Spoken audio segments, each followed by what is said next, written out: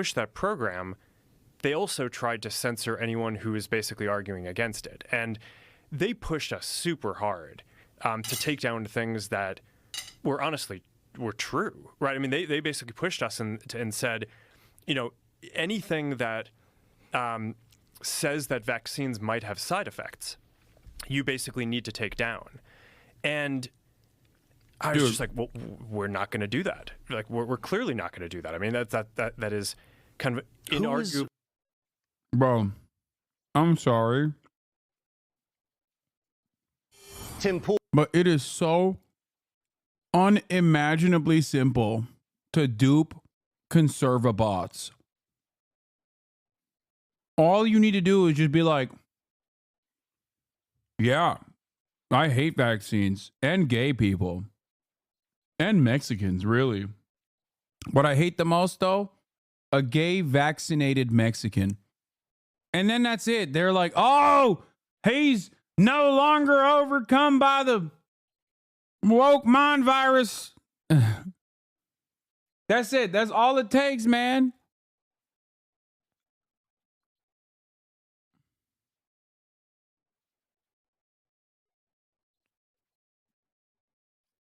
What the hell is wrong with these people? True. But he did. Right. And he's a weasel. just like everybody covering their you-know-whats in the fire situation. This guy was weak. And you know what's interesting when I was reading all the stuff about it? Do you remember when people were talking about him being presidential timber, like he could run for president? Remember this? This is, oh yeah, there was a lot of talk about that. Like, this guy, he's so brilliant. He's I think it's awesome that these guys still are saying we don't trust them, though. Which is also weird, because it's like who's this for them?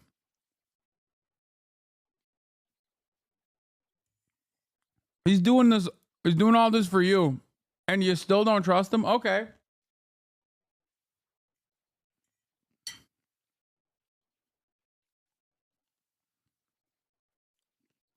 I like it. I'll take it.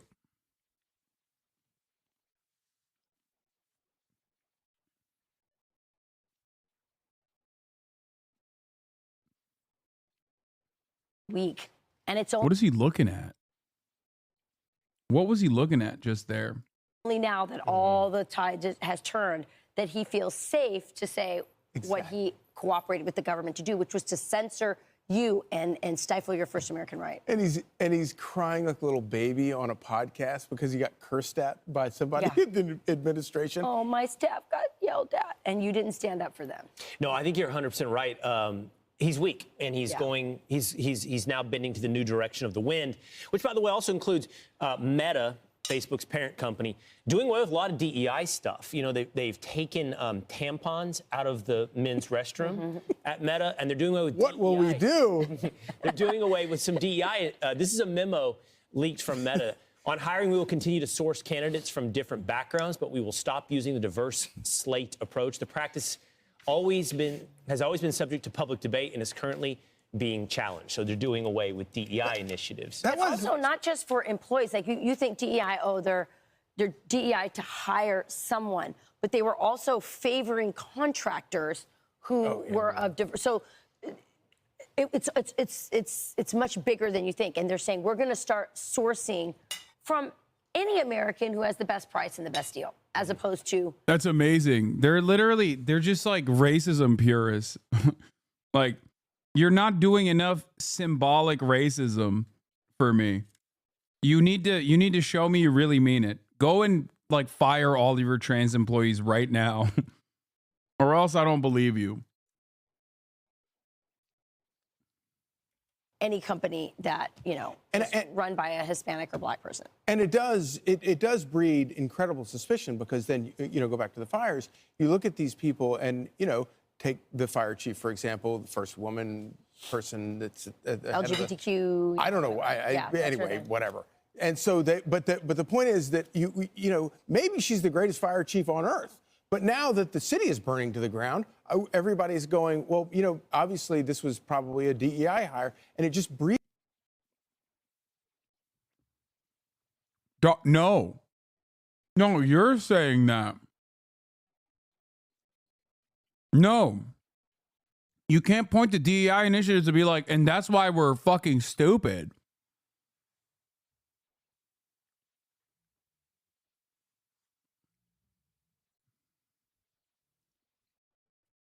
Oh, I can't believe people weren't immediately anti-gay. It's just that like people are now logically anti-gay because of DEI. Breeds the suspicion. Yes. It makes you like if you're Yes. Ben Carson and you're a brilliant surgeon, but because you're black, you get accused of, people assume that you got there not by earning it. Because of affirmative action. Yeah, and it's a pernicious, even in the best cases, it's pernicious. Absolutely. I'm Steve Ducey. I'm Brian Kilmeade. And I'm Ainsley Earhart. And click here to subscribe to the Fox News YouTube page to catch our hottest interviews and most compelling analysis. The Joe Rogan Experience.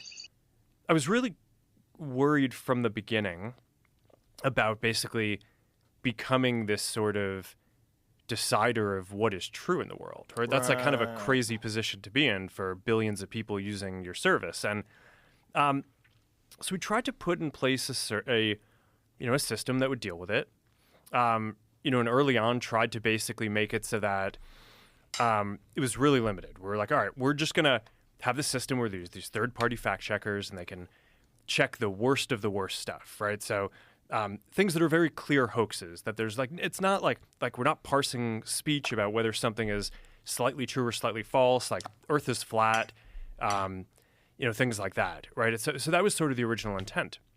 We put in place the system and it just sort of veered from there. I think to some degree, it's because some of the people whose job is to do fact checking, a lot of their industry is focused on political fact checking. So they just kind of veered in that direction. And we kept on trying to basically get it to be what we had originally intended, which is just, it's not, the point isn't to like judge people's opinions. It's to provide this layer to kind of help fact check some of the stuff that seems the most extreme, but it just, it was just never accepted by people broadly. I think people just felt like the fact checkers were too biased. Not necessarily even so much in what they ruled, although sometimes I think people would disagree with that. A lot of the time, it was just what types of things they chose to even go and fact check in the first place. So, I kind of think like after having gone through that whole exercise, it I don't know, it's something out of like 1984, one of these books where it's just like it really is a slippery slope, and it just got to a point where it's just okay. This is destroying so much trust, especially in the United States, to have this program. And I guess it was probably about a few years that I really started coming to the conclusion that we were going to need to change something about that. COVID was the other big one, where that was also very tricky because, at the beginning it was, it's like a legitimate public health crisis, in the beginning. And it's, even people who are like the most ardent First Amendment, defenders, the Supreme Court has this clear precedent that's like, all right, you can't yell fire in a crowded theater. There are times when if there's an emergency, your ability to speak can temporarily be curtailed in order to get an emergency under control. Yeah, it's a rapper. His name is Jack Harlow, but he's like fallen on bad times. He used to be cool. Good friends with Drewski initially, but now he just like does this weird stuff. I don't know. He is of Dominican descent, as you can clearly tell. Yeah. So I was sympathetic to that at the beginning of COVID. It seemed like, okay, you have this virus. It seems like it's killing a lot of people. I don't know, like we didn't know at the time how dangerous it was going to be. So at the beginning, it kind of seemed like, okay, we should give a little bit of deference to the government and the health authorities on how we should play this. But when it went from, 2 weeks to flatten the curve to, and like in the beginning, it was like, okay, there aren't enough masks. Masks aren't that important. To then it's like, oh no, you have to wear a mask. And, like everything was shifting around. It just became very difficult to kind of follow. And this, I'm going to tell my nephew this is Zuckerberg. Nah, it's a little Dicky. Little Zucky. just on Timberpool.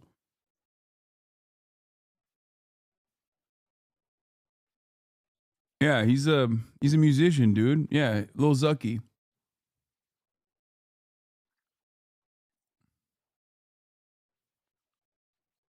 Please blink, bro. Humans do that shit way more than once every 3 minutes.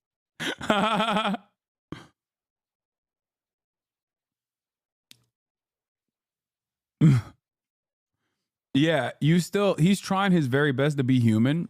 And like getting hit with a Dominican ray did help tremendously, in my opinion. But even then, he just still has a lot of that like old lizard tendencies.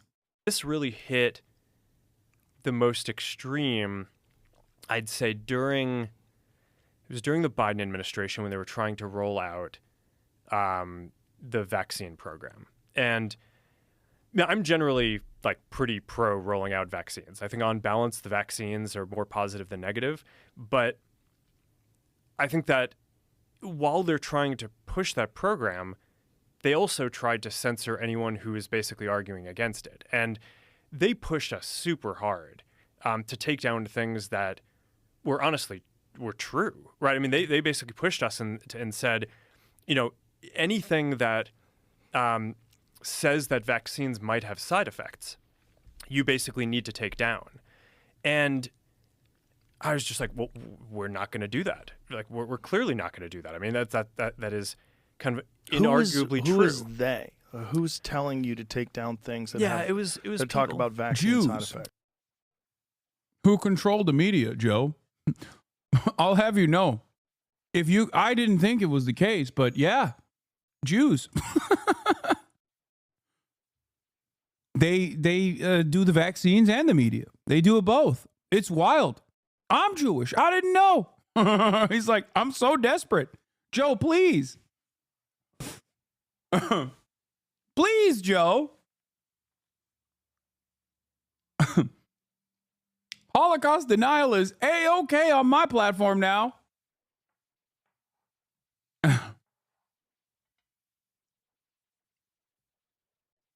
Please forget that I'm an evil billionaire.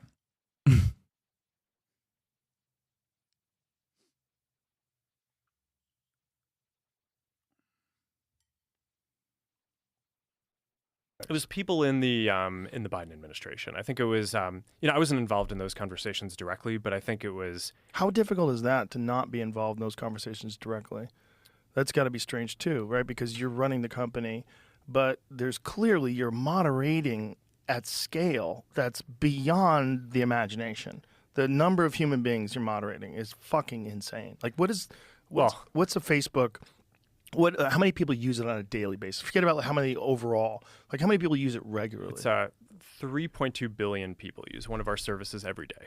It's wild. More than a third of the planet. That's so crazy. Yeah, and it's almost half of Earth.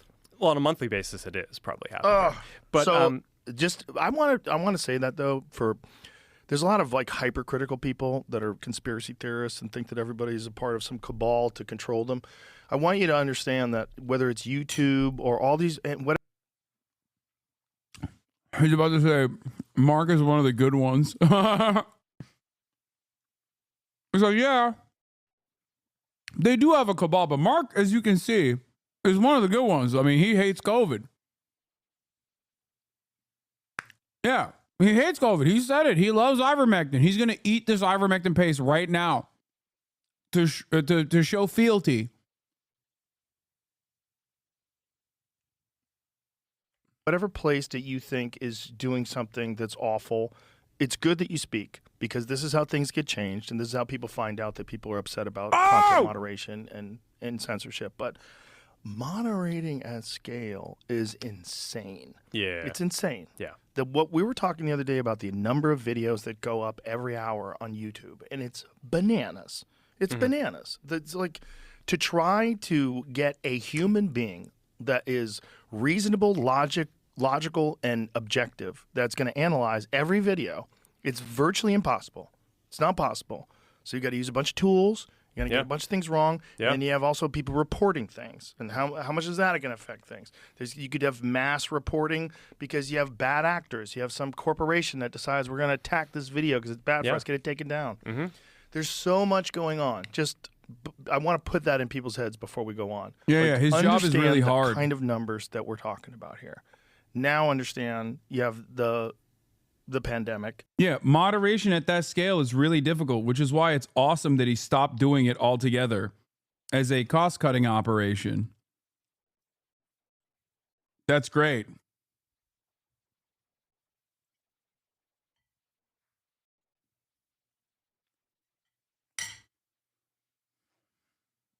Zuck went from Reddit mod energy to Big Brother energy. What Big Brother? What do you mean? No, he went. I mean, he's just a BJJ guy now. That's it. He's Mr. BJJ now. And in that process of becoming Mr. BJJ, he I think he got hit in the head a bunch. I don't know. And then you have the administration that's doing something where I think they crossed the line, where it gets really weird, where they're saying what you were saying. They were trying to get you to take down vaccine side effects, which is just crazy. Yeah. So, I mean, like you're saying, I mean,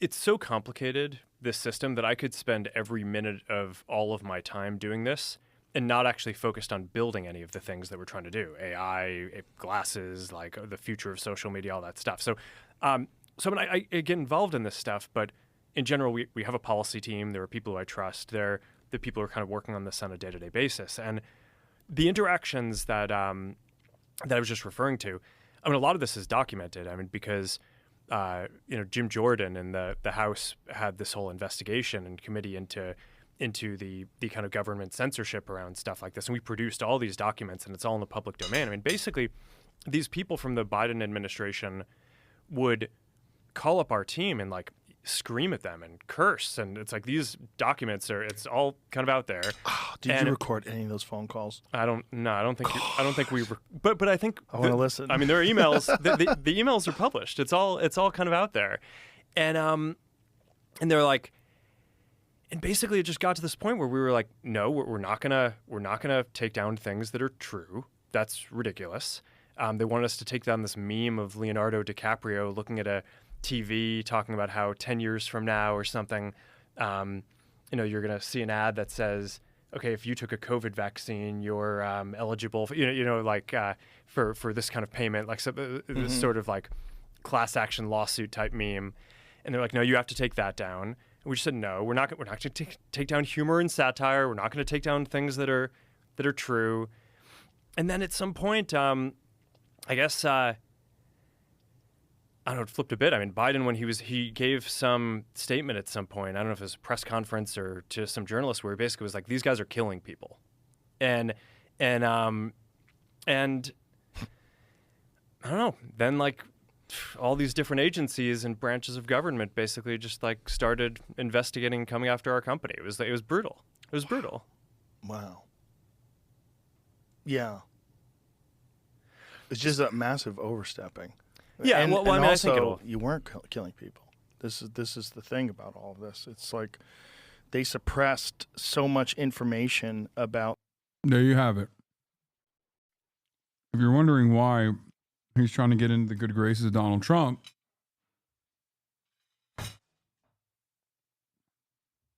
while also simultaneously lying, it's not because he had a change of heart about vaccine denial and now knows the truth that vaccines make you gay and autistic.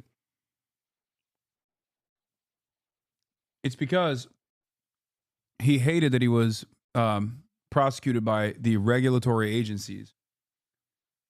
And he ties it back to COVID conspiracies and how he let COVID conspiracies run amok on the platform. But of course, that's not the reason why he was prosecuted by, or he was investigated by the FTC. He is literally lying.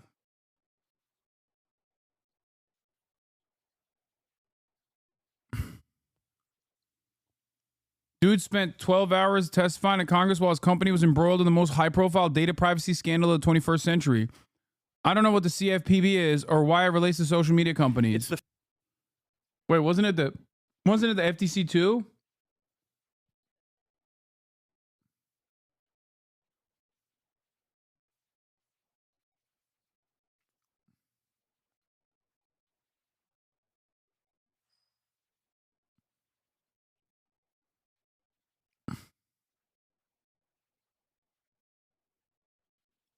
Trump's FTC sued Facebook.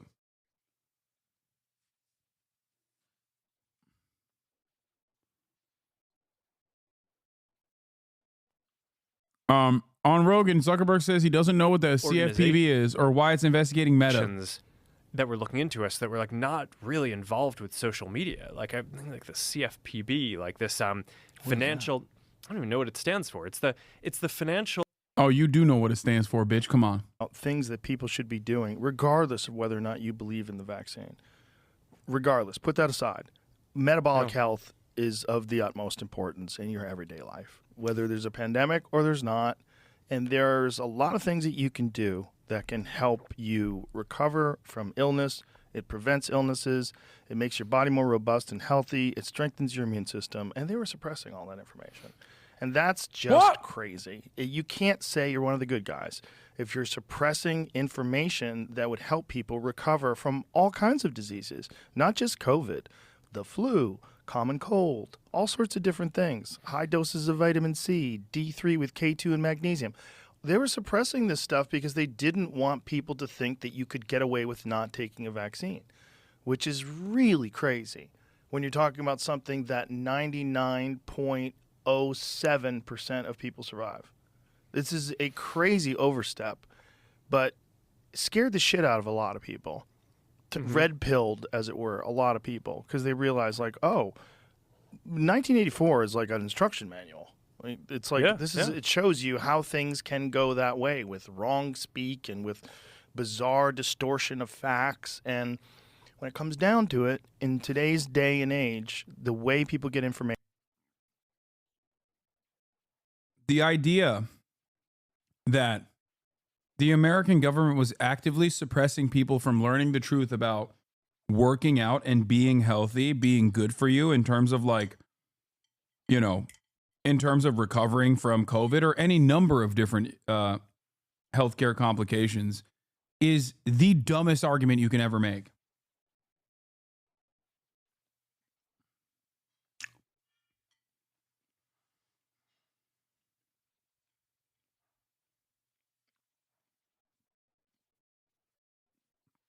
Yeah, dude, the government was actively telling you can't use vitamins. This is, once again, born out of, like, complete mania and a permanent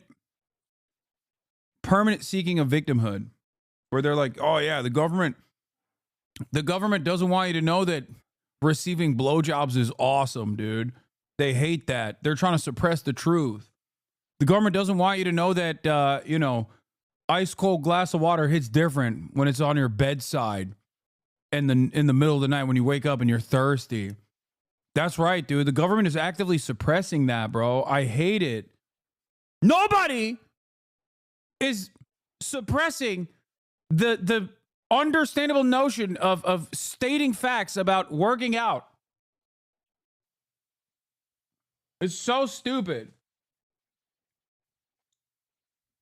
Information is through your platform, through X. This is how people are getting information. They're getting information from YouTube. They're getting information from a bunch of different sources now. And you can't censor that if it's real legitimate information because it's not ideologically convenient for you.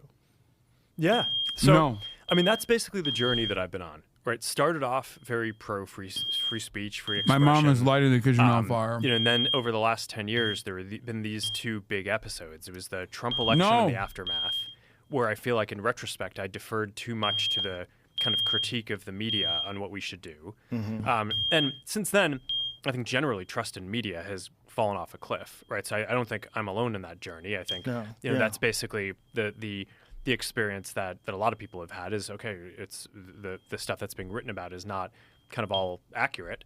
And even if the facts are right, it's kind of written from a slant a lot of the time. Of course. And then there was the government version of it, which is during COVID, which is okay. Like, it's like our government is telling us that we need to censor true things. It's like, this is a disaster. And it's not just the U.S., right? I think a lot of people in the U.S.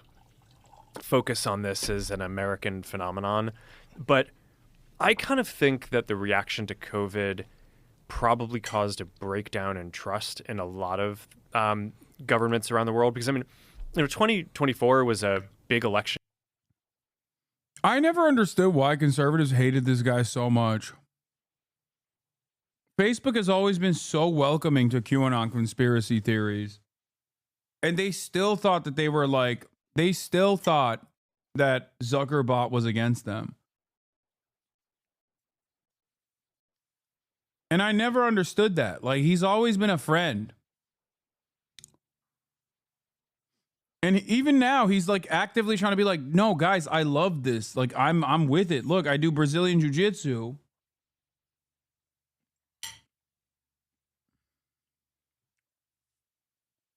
Because he's Jewish? I mean, that certainly plays a role for some people. That certainly plays a role for, like, the hardline Nazis, but Ben Shapiro's Jewish. And he's broadly well received by the right-wing movement.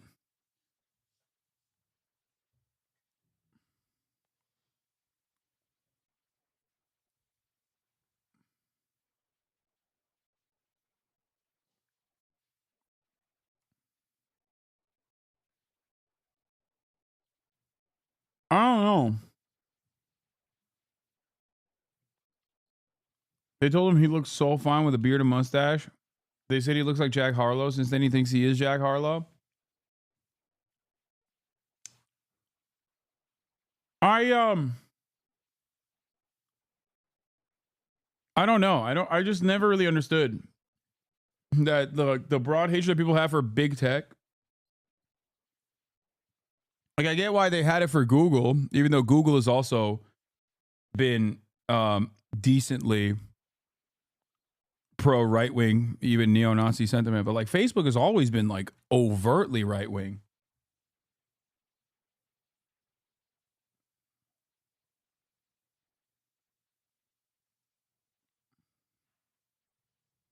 Year around the world, and there are all these countries, India, just like a ton of countries that had elections, and the incumbents basically lost every single one.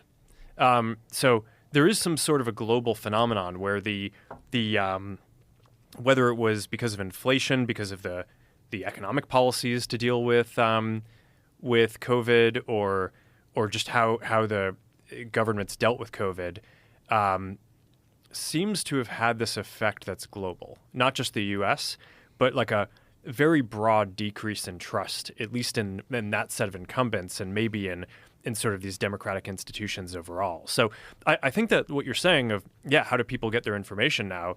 It's by sharing it online on social media. I think that that's just increasingly true. And my view at this point is like, all right, like, we started off focused on free expression. We kind of had this pressure tested over the last period. I feel like I just have a much greater command now of what I think the policies should be, and like, this is how it's going to be going forward. And so I mean, at this point, I think a lot of people. Do you? What do you mean by Google being right wing? I've always maintained the position that if terms of service were properly applied by platforms, the terms of service that are written, right, were just simply applied by platforms, most platforms will look like Twitch.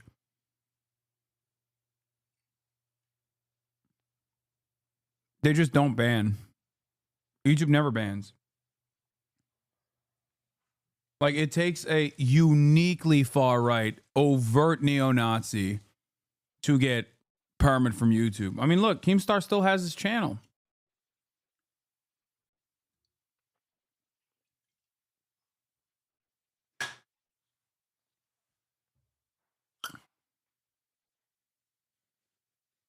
Yeah, you have to do like active crimes on YouTube.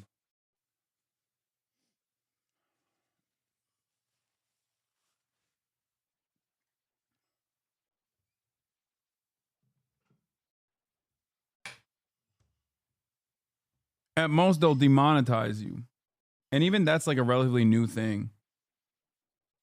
YouTube was a major platform for openly far-right neo-Nazi radicalization that took place in the initial Gamergate era. Unless you accidentally include 5 seconds of a trailer, that's the copyright system. They will nuke you from orbit. Okay, that's, yeah, they actively do work against that. That's the one thing that they do care about because that's capitalism. Look at this as like a purely political thing. You know, it's because they kind of look at the timing and they're like, hey, well, you're doing this right after the election. It's like, okay, I try not to like change our content rules like right in the middle of an election either, right? It's like there's not like a great time to do this. It's Right. You know, And you want to do it a year later. yeah, it's like there's no good time to do it. There's, Right. You know, and whatever time is going on, there's going to be, you know, so. The good thing about doing it after the election is you get to take this kind of cultural pulse as like, okay, where are people right now, and how are people thinking about it? We try to have policies that reflect, you know, mainstream discourse. But yeah, I mean, I don't know. This is something I've been thinking about for a while. I think that this is going to be pretty durable because at this point we've just been pressure tested on this stuff for like the last 8 to 10 years with like these huge institutions just pressuring us and I feel like this is kind of the right place to be going forward. What was it like when they were attacking you? Like, first of all, what was the premise? Like, what were they saying was your offense? Was it that you were allowing information that was not true, that was getting out there? I know there was also, they're saying that you guys were allowing hate groups to speak. There was a lot of this. Yeah. I mean, the tough thing with politics is that there's like... Bro, Elon Musk basically destroyed this man. Ironically enough, initially he had destroyed Elon Musk by being like, all right, talk shit, get hit. And Elon was like, bet, I'm not fighting you. I'm just going to turn you into me. He is literally following the footsteps of Elon Musk. In order to win favor with the Trump administration, he's just like, yeah, I'm just like Elon.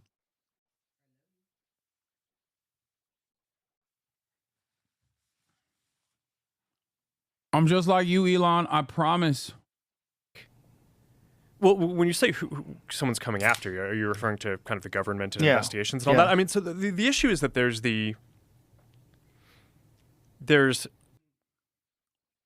people saying divorce incoming, but Zuck is a major wife guy. Like, major wife guy. He's already a libertarian guy with an Asian wife. So, he already, these guys either become perma divorce dads or libertarian guys with Asian wives. And Zuck is the second.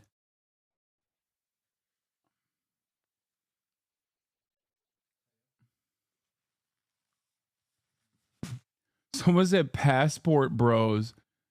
Dog. Not every single person that has an Asian wife is a passport bro. The fuck are you talking about? Didn't they meet at goddamn Stanford or some shit? Or Harvard? Some of y'all are so stupid.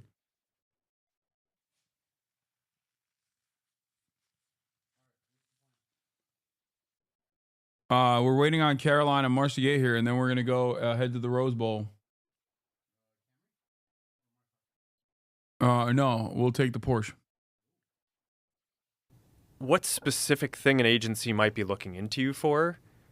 And then there's like the underlying political motivation, which is like, why do the people who are running this thing hate you?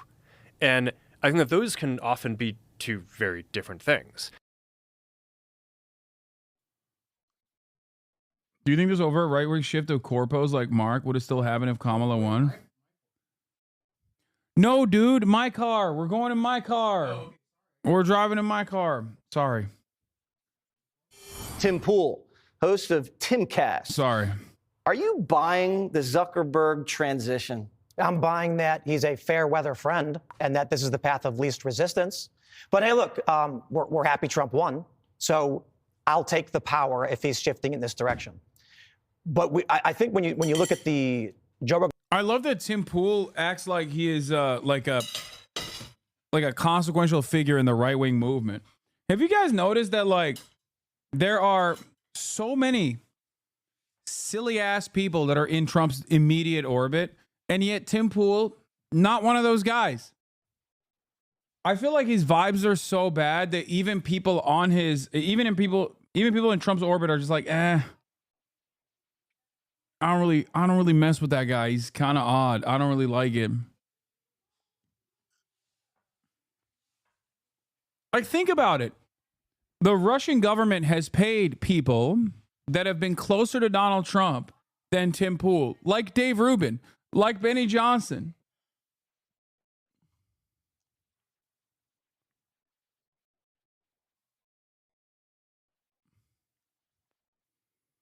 I'm seeing a bunch of this sort of response to my mentions today, which are intense. Worst case scenario for Zuckerberg is not only does he alienate himself from Dems liberals, but conservatives find this public heel turn disingenuous. Dave, Zuckerberg is such a spineless jellyfish. Someone from Biden's team, unnamed, told his team to take stuff down, so he rolled over. Trump gets elected, and suddenly he's a new man. Meta execs anticipated this, which is why policy leader Joel Kaplan and Kevin Martin called a bunch of conservative influencers the night before their policy overhaul to start warming them up. Charlie Kirk says he and Zuckerberg spoke recently.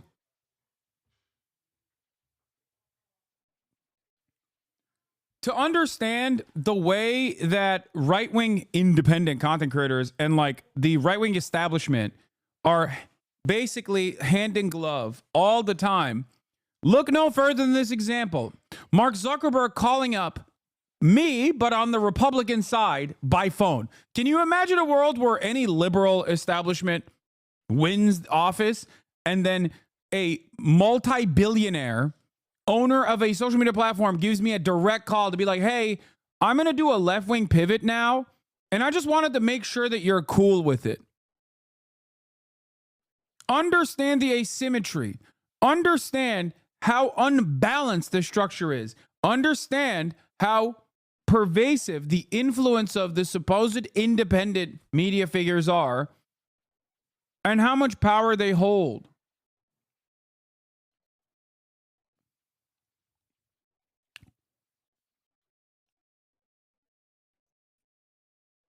But are you cool with it? What do you mean? The left is fractured? They're not the left. The Democratic Party is not the left. Anyway, Mr. Zuckerberg decided to promote Mr. Kaplan's Meta's head of global public to carry out the changes and deepen Meta's ties to the incoming Trump administration, replacing Nick Clegg, a former deputy minister of Britain who had handled policy and regulatory issues globally for Meta since 2018. The night before Meta's announcement, Mr. Kaplan held individual calls with top conservative social media influencers, two people said. I guess Tim Pool didn't get that call. Rogan podcast, and he talks about, oh, they're yelling at us and they're forcing us to do these things. This only scratches the surface. Facebook built a portal for feds to log in to their company so they could flag misinformation. It has long been known, over a decade, that the federal government, the FBI, the CIA, I think the NSA, had backdoor access to Facebook as well as many other companies. So when Zuckerberg comes out and he's all, oh man, they were yelling at us and putting this pressure. We had no choice to do it. You're only saying that now because the news and the information got leaked over a long and hard-fought battle where activists, real journalists, were exposing them for having done this. Now they're giving us the light vanilla version of they were just having us censor this COVID stuff. No. Let me ask you a question, Mark Zuckerberg. Eric Ciaramella, do you remember that name? Yeah. Yeah, this is one of the guys involved in whistleblowing on Donald Trump for the false impeachment against him related to Ukraine. And there was a period where if you went on...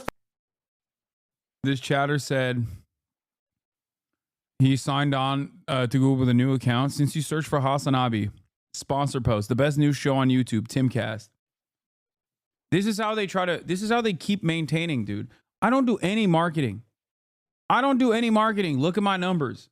This guy gets paid by the Russian government to the tune of, $4 million, does constant marketing, and he barely has any motion.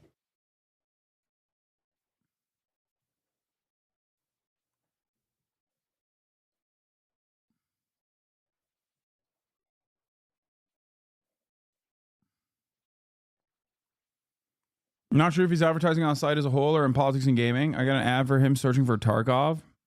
That's funny. Facebook and typed that name in any context, they would delete it without notification, no warning, no rule violation. That is extreme censorship because covering up that name hid a news story of historical significance. We can talk about the laptop. That affected an election, massively important. And then Joe ended up pardoning his son for the laptop that was real that you got censored for talking about. Yep. When Joe Biden says, I could have won, how do you react to that? What was he underwater, like 14 points in the internal polling? They didn't show him that poll. It's really remarkable and scary, though. If you're a Democrat, who do they have? They don't have anybody.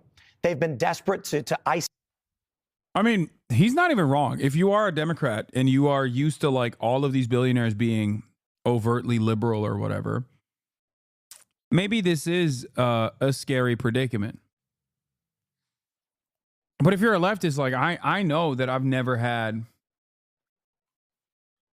like, there's never been a moment where I'm like, oh man, I feel so protected by billionaires.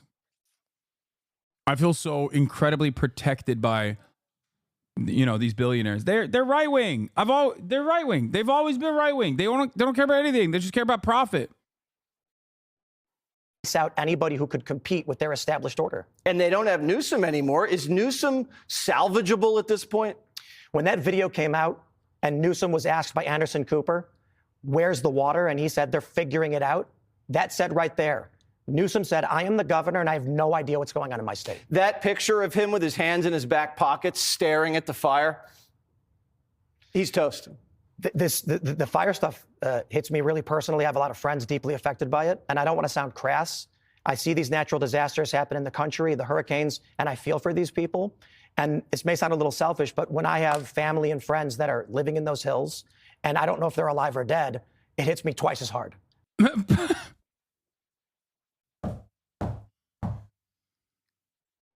Dog, I live here. And I don't know what the hell you're talking about. You have friends that are on those hills that you don't know are alive or dead? What are you saying?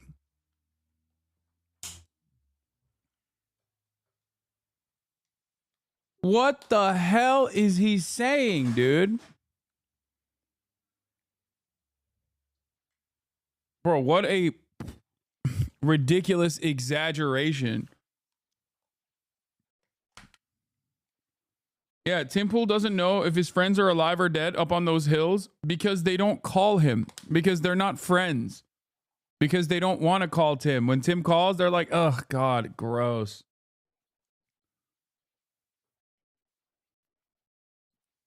What do you mean? Yeah, they might have faked their deaths to get away from you, Tim.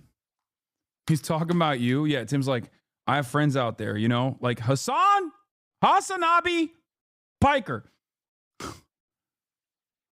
I keep reaching out to him, hoping he's all right, but he doesn't respond to me, so he might be dead. Jesse, you know what it's like to have a loved one die in a fiery inferno? And you look back at your last text messages to him and it's like, please respond. I've been calling for 2 days and you haven't responded.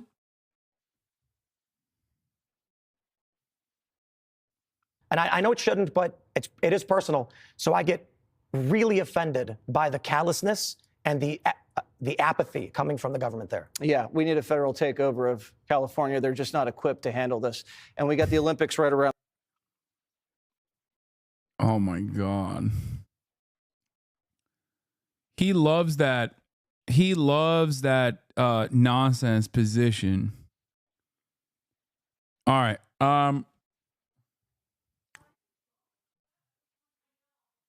Did the guild say if you don't return on the island, they assume you died as a joke? What are you talking about?